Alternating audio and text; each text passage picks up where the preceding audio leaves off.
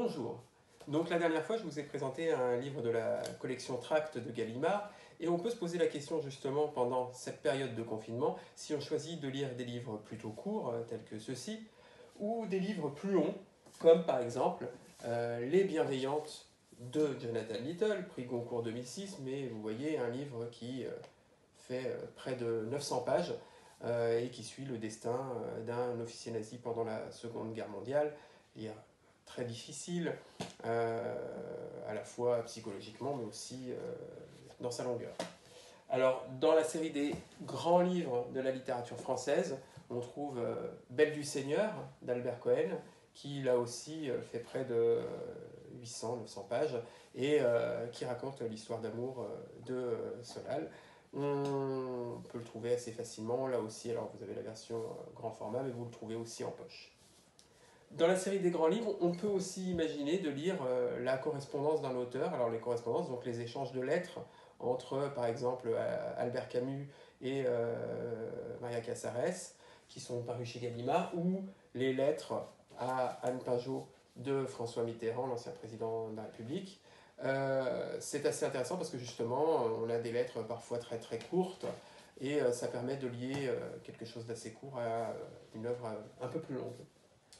Pour ceux qui ont la chance d'avoir une bibliothèque Malerny, ils connaissent peut-être ce qui est le grand luxe de la littérature française, la collection de la Pléiade, donc des livres voilà, reliés en cuir qui font près de 2000 pages et qui regroupent généralement plusieurs ouvrages à la suite avec tous les grands auteurs, Camus, Hugo, Balzac, tous les plus grands auteurs, Charles Péguy, etc., avec une couverture de couleurs différentes suivant les siècles. Donc là, par exemple, pour Racine, la couverture rouge pour le XVIIe siècle ou le XXe siècle de cette couleur Havane.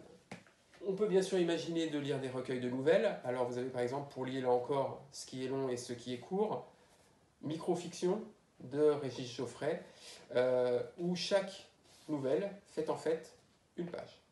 Donc vous avez une page recto verso et vous avez à chaque fois une nouvelle. Attention, hein, c'est un livre là aussi assez noir, assez sombre, avec un humour très très grinçant, qui peut parfois choquer, assez violent, assez graphique, assez connoté. Alors concernant les livres plus courts, on peut imaginer de lire les courts textes de Hugo sur et contre la peine de mort en fait, que sont Claude Gueux ou Le dernier jour d'un condamné, qui est un livre là aussi assez court, qui fait un petit peu le point sur l'état de la peine de mort à l'époque de Hugo.